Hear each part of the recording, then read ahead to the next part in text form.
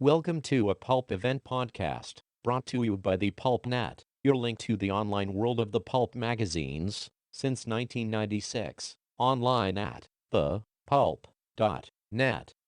This Pulp Event podcast features a talk about the science fiction pulp magazine, Startling Stories, by Ed Hulse, editor of Blood and Thunder magazine.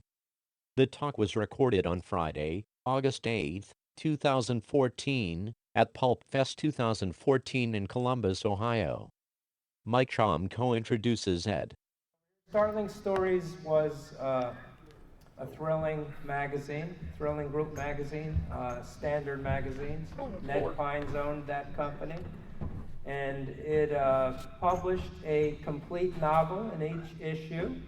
A lot of the stories are space opera, just fun stories.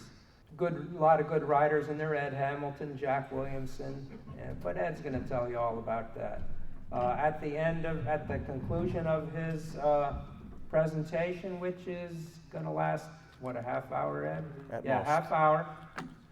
We will have a door prize of the 3 Planeteers, so stay tuned for that. Okay, so Mike gave you the basics. We're cheating a little bit because the first issue of Startling is cover dated January 1939, which means it actually hit the newsstands probably in November of 1938.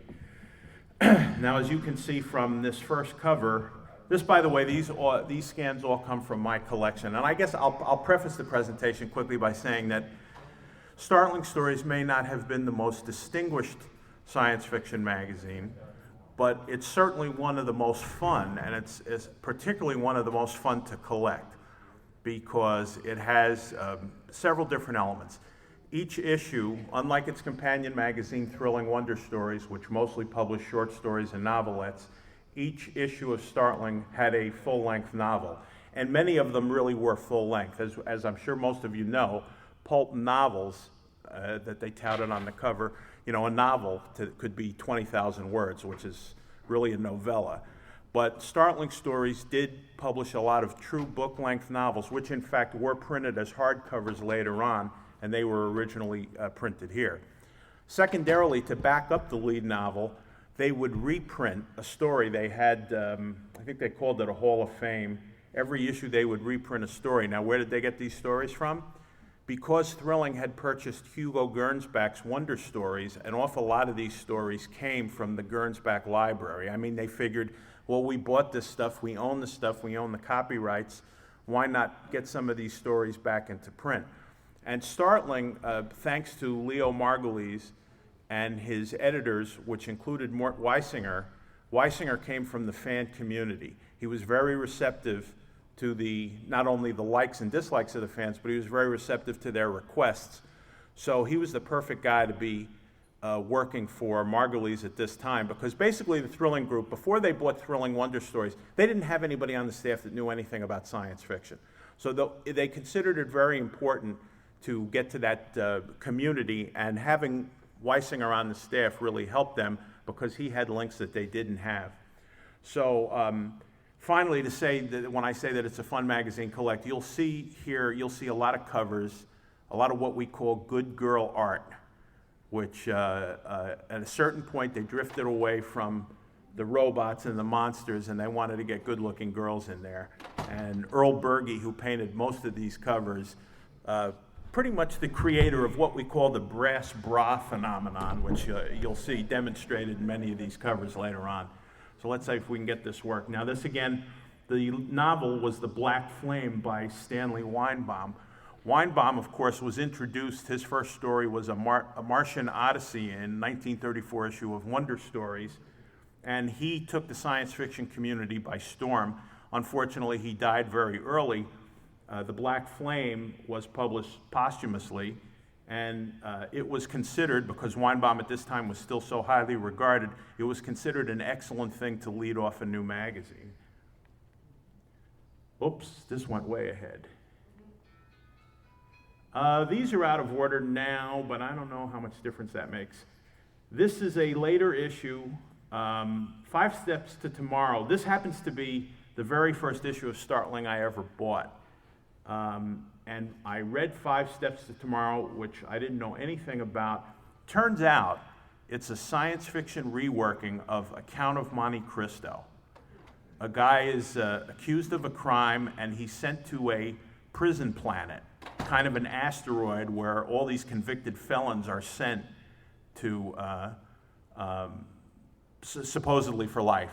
Well, he befriends somebody there, he escapes from the prison planet, and he comes back to Earth to get vengeance on the 3 guys who framed him and sent him there. So that is basically, that's the plot of The Count of Monte Cristo.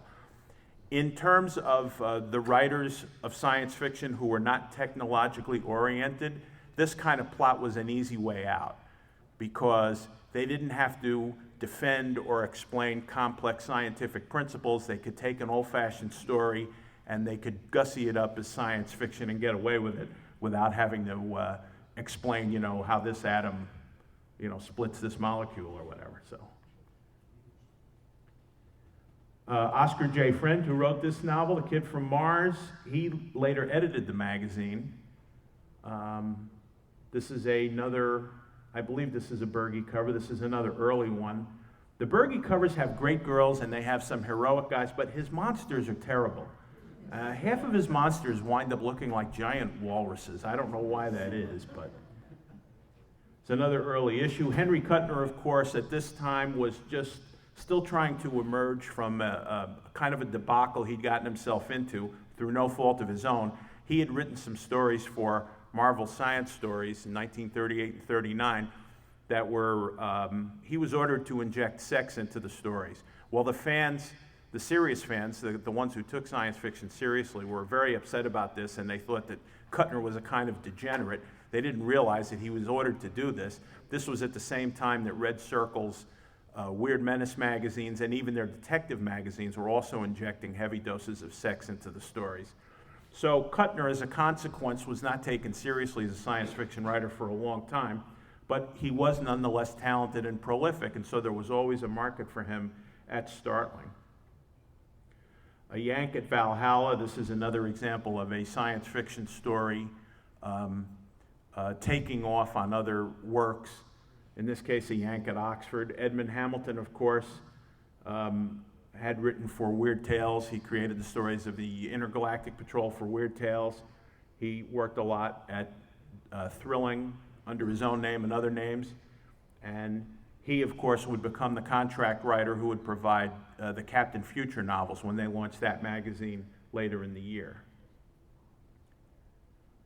It's another Berge story, Manly Wade Wellman, who, another one of those very talented guys who straddled several genres. He was a master of the weird tale. He also wrote science fiction. He wrote some straight-up fantasy stories. He wrote historical stories. He could do it all. You can see there The Worlds of If. That's another famous Stanley Weinbaum story that's being reprinted.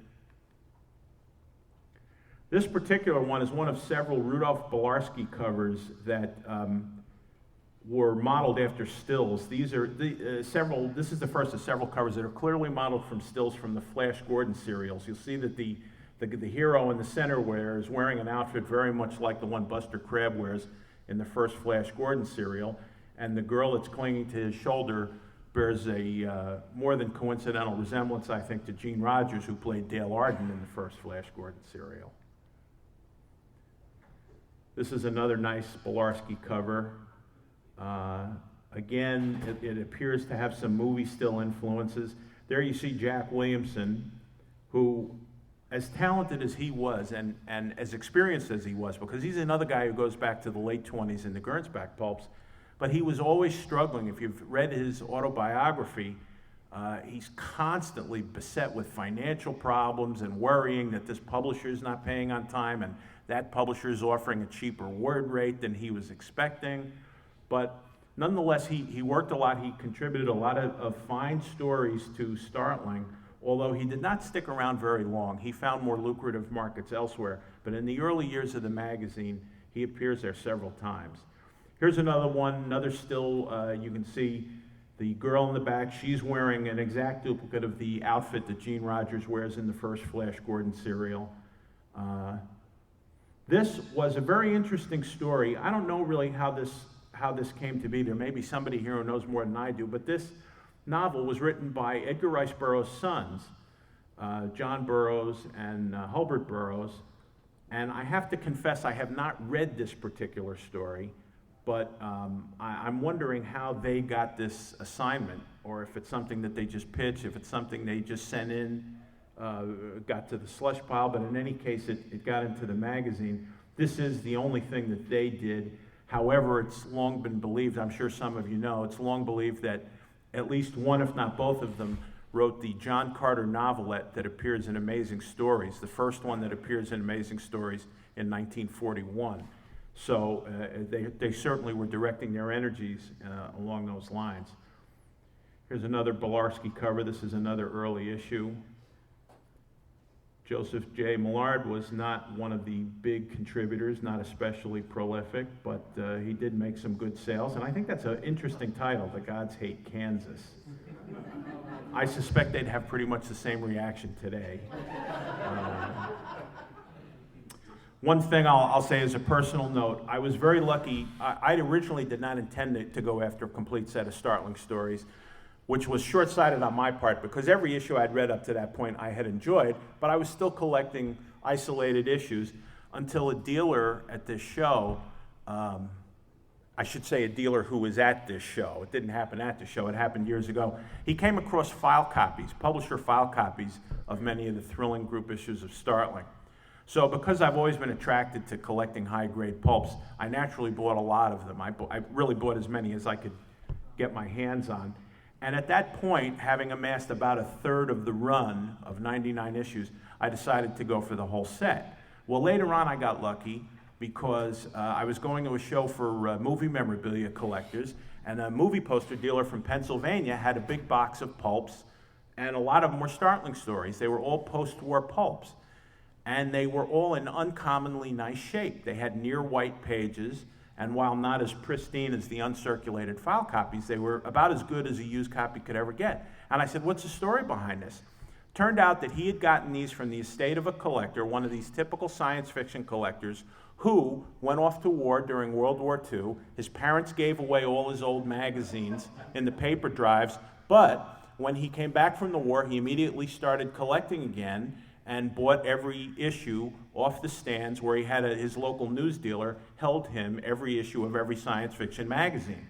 So he bought them, he read them very carefully, and he stored them equally carefully. So I wound up getting, long story short, over a period of several years, I wound up getting another third of the Startling set from this one dealer, all from these original owner copies. So now I had 2/3 of a set of really sharp copies, so I said, well, now I got to get the rest of them. So I eventually finished the set. It took me probably 6 years altogether, but I had this high-grade set. Some of these I'm just going to go through quick because they don't have any special significance. This is another Manly Wade Wellman from the early 40s. Again, these are out of order, for which I apologize. This is the second issue. So the lead novel was The Impossible World by Ian O'Binder, who of course was Otto Binder.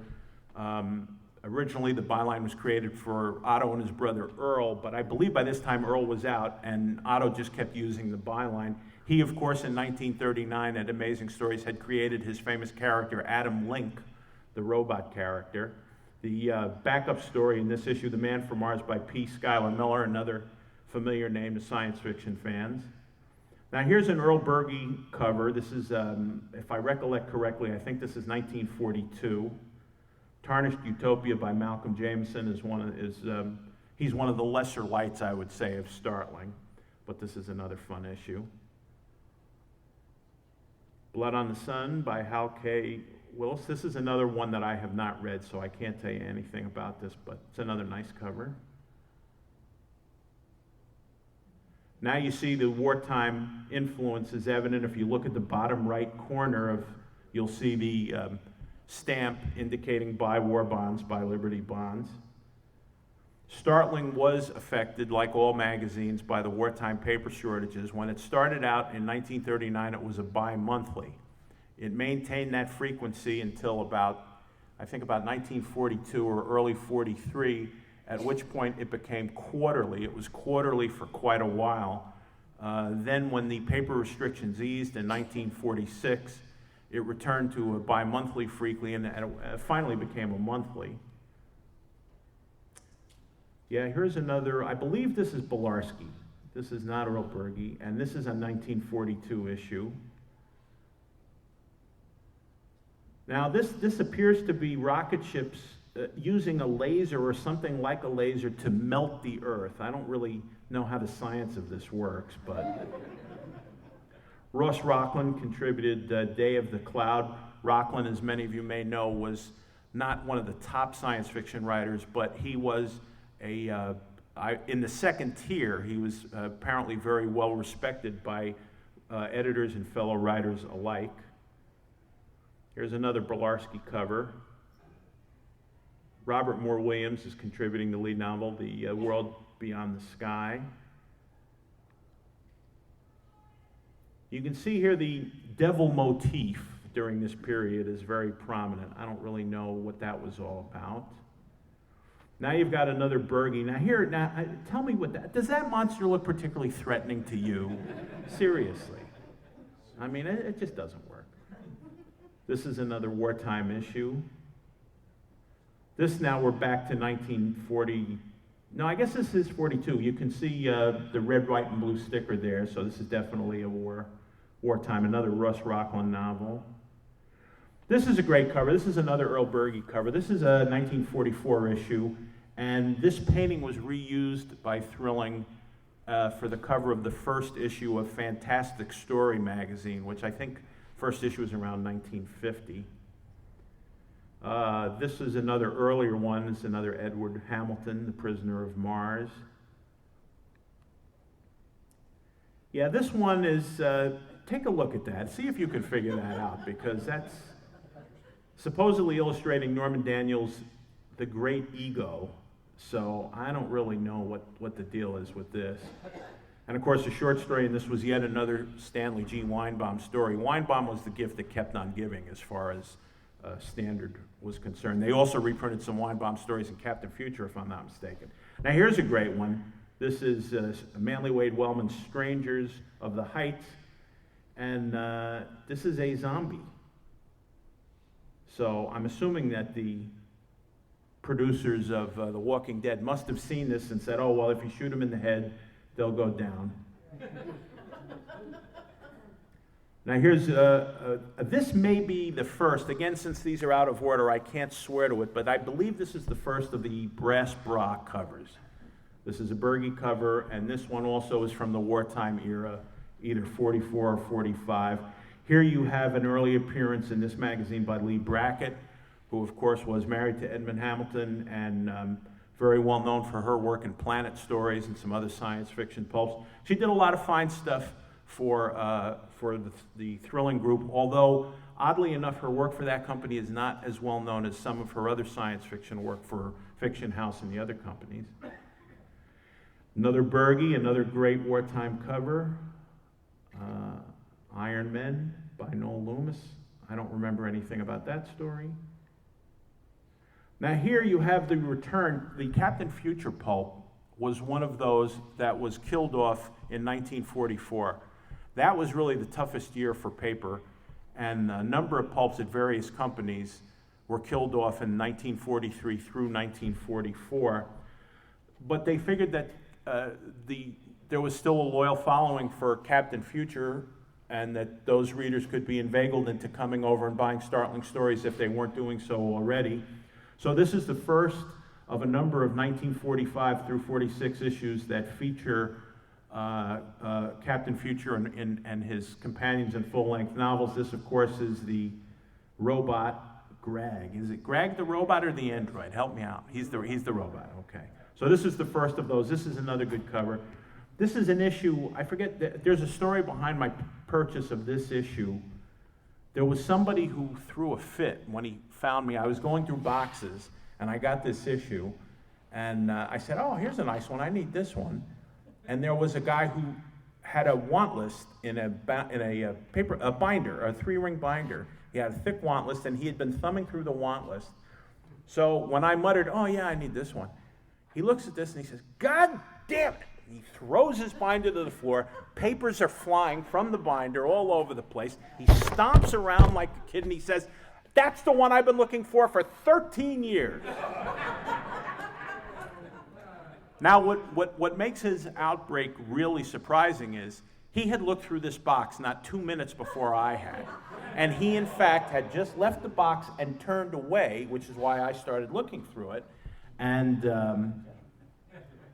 there's no real punchline to the story. That's just. But I said, what do you want from me? Here's another nice wartime cover. This is interesting in that it's something different from the typical brass bra girl, alien, hero formula, that it has a rocket ship here. I'm sorry to say I don't know who painted this particular cover. Here's another brass bra, very good one. Here's another Captain Future novel, Outlaw World. This is winter 1946, which means this would have hit the stands in late 1945. Although the war was over, there were still paper restrictions that were in place. This is a subject that, by the way, for those of us who are interested in the publishing aspect rather than just the quality of the fiction, there's a lot of discussion as to, well, why was paper still restricted after the war? And I've heard a number of theories as to why, but I don't know that I place much credence in any of them.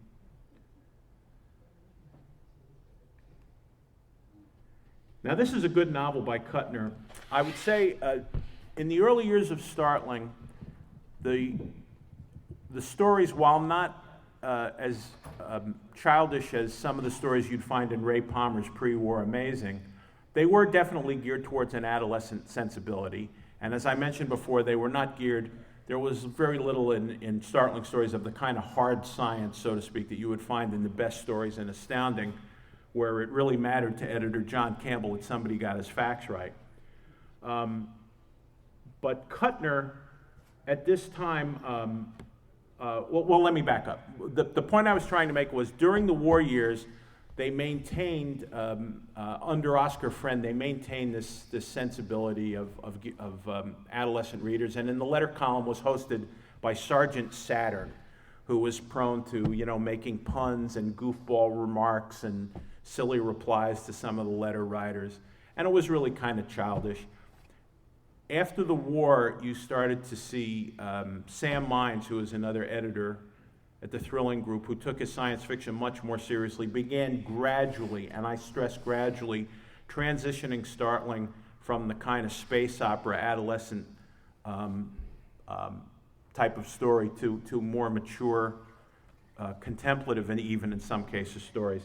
Kuttner's Dark World, which is, I think, kind of straddles both worlds, because my recollection of it, it's been a number of years since I've read it, many years, but I remember being impressed by this as being something much better than the Kuttner stuff that I had been reading that came from just a few years earlier. And I remember liking this issue very much, and the Hall of Fame reprint, The Man with X-Ray Eyes by Edmund Hamilton, that's also a very good story, as I recall. Again, I'm sorry to be vague about some of the stuff, but in all the years I've been collecting these things, you read these things 30 years ago, and it's hard to remember all the details.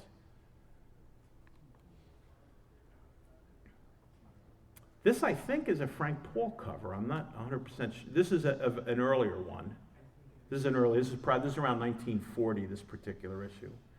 Here's another Captain Future. This one is The Solar Invasion. Now, this one is written by Manly Wade Wellman.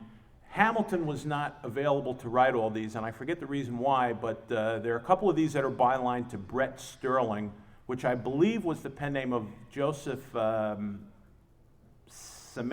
or Samanchin. He was another Thrilling Group writer who wrote a lot of stuff under house names. But this one is billed to Wellman, and this is either the last or the next to last of this particular group of Captain Future stories. Here's another post-war issue, The Star of Life, Edward Hamilton. Now, by this time, Berge is doing the covers pretty much exclusively, and almost all of them downplay technological stuff. There are no rocket ships, there are no futuristic landscapes of futuristic architecture. It's all about good-looking girls preferably wearing as little as possible. And, do you ever stop and think about these things of girls in helmets and two-piece bathing suits floating around in space? That's not really very practical, but that's the kind of thing that sold Startling. So you find a lot of that.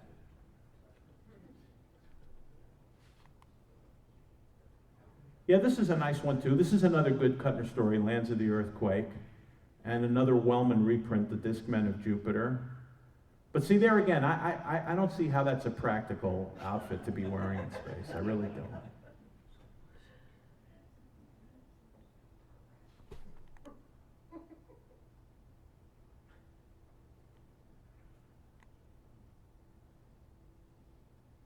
Murray Leinster here, of course. This Hall of Fame classic is Jack Williamson from his earlier days.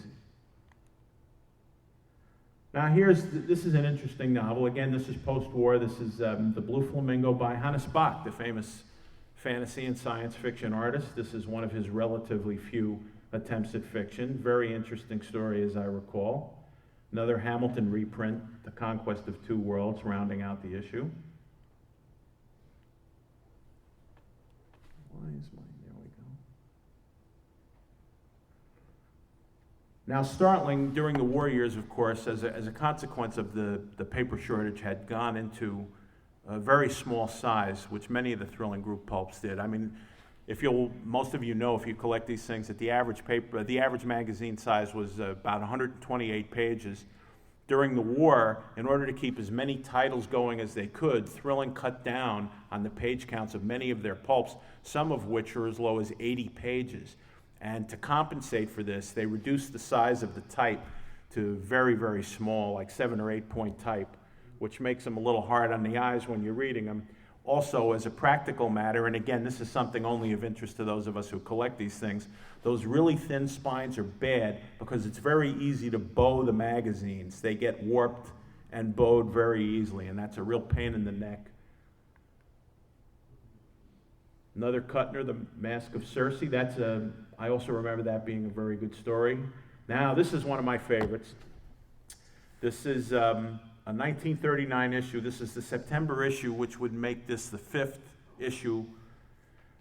This cover was reprinted in one of the Warren Monster magazines, Famous Monsters or Monster World.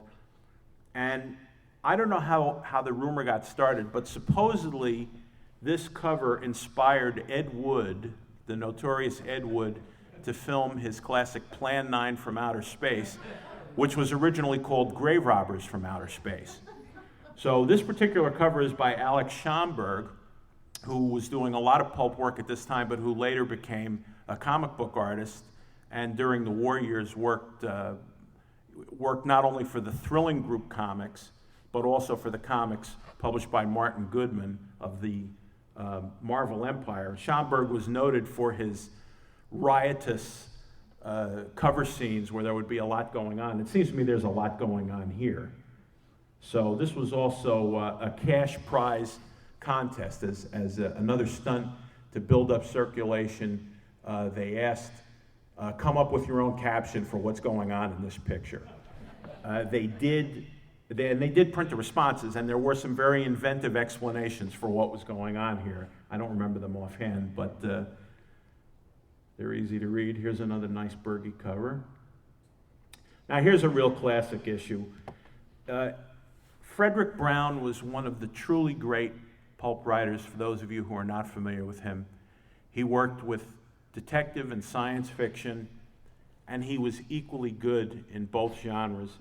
What Mad Universe is a true classic. It is about, the protagonist is actually a pulp writer. He's a pulp fiction writer who wakes up one morning and he's got to deliver a story to an editor, and he goes to the office and everything that he knows is upside down, and it turns out, long story short, that he's in an alternate universe. So there's a lot of back and forth, and the details, he's meeting the same people he meets, but he's interacting with them differently, and there's all kinds of complications, and it is one of the true, I think one of the true classics of science fiction. I really can't overestimate it. It was, of course, like many of the novel lengths that appeared in Startling Stories, it was later published in other formats, this one in paperback. This, too, from this around the same period of time, Arthur C. Clarke's Against the Fall of Night.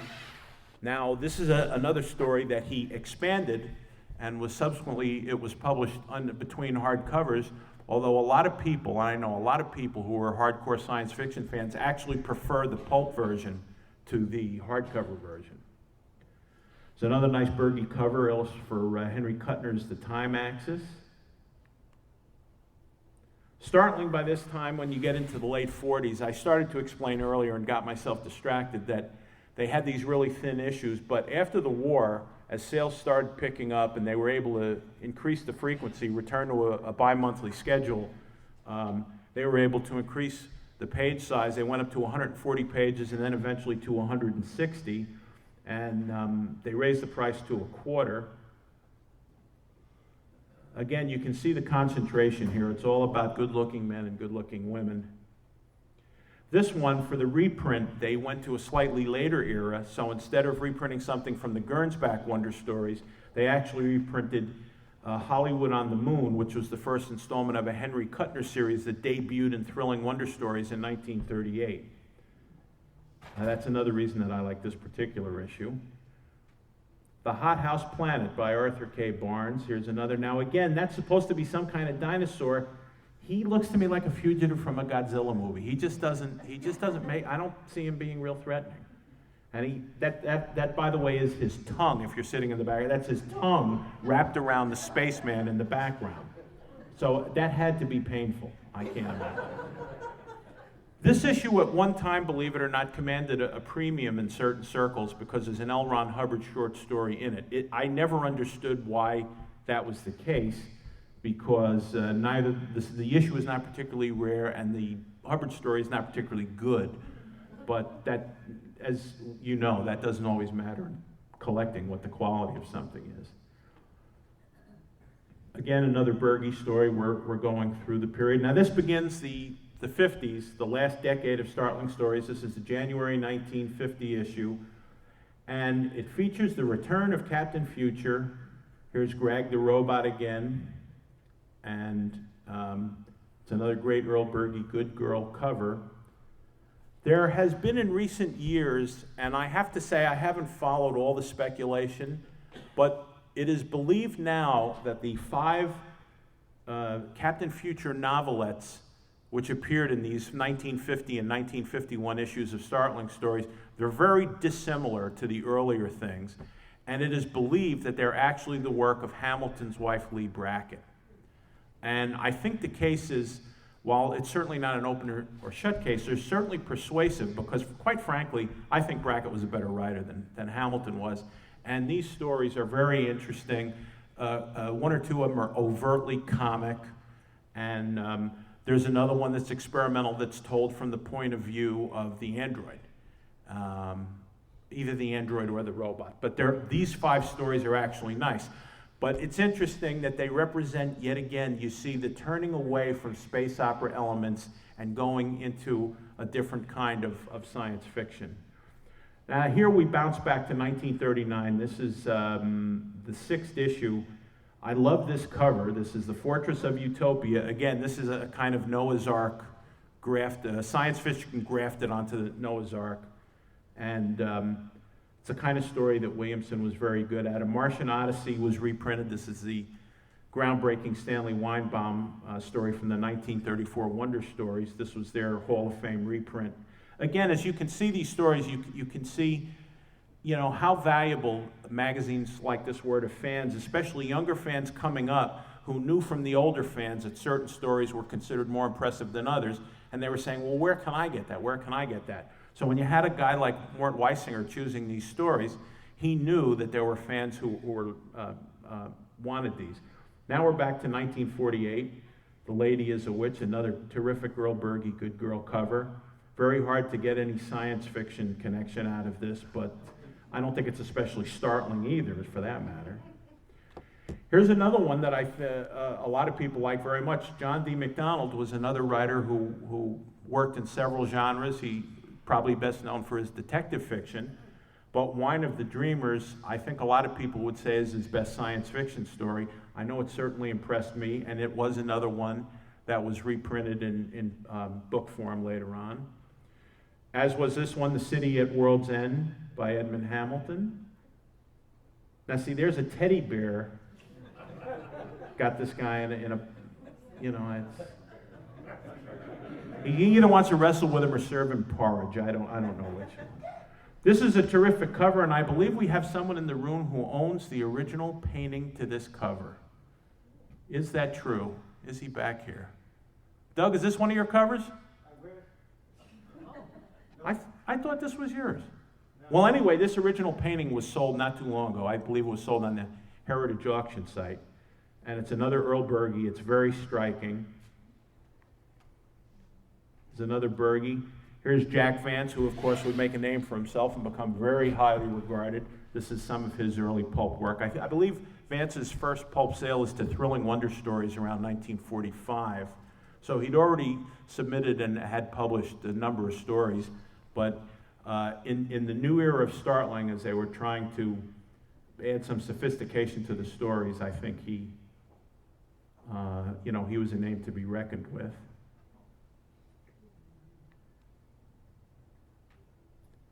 Earthman No More. I think this is the last of the Captain Future novels, and it's in many ways it's one of the most interesting because Captain Future discovers the source of ultimate power and it nearly drives him insane. This is something that you would never have seen in the early space opera days of the character, but again, it represents the notion that there were other areas of that science fiction could cover.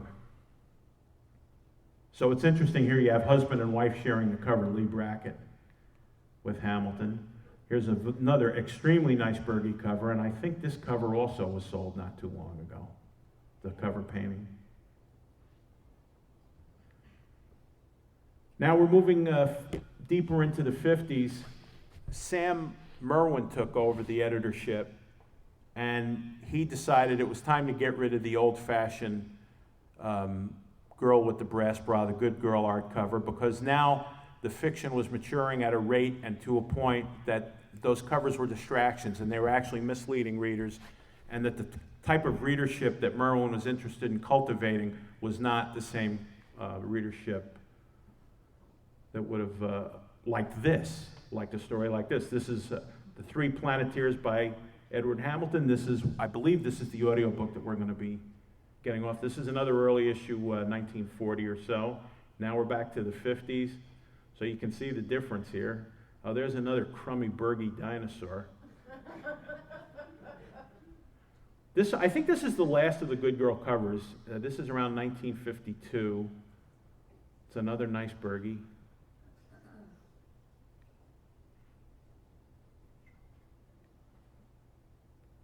So now at this point we're getting, this is all 52, 53.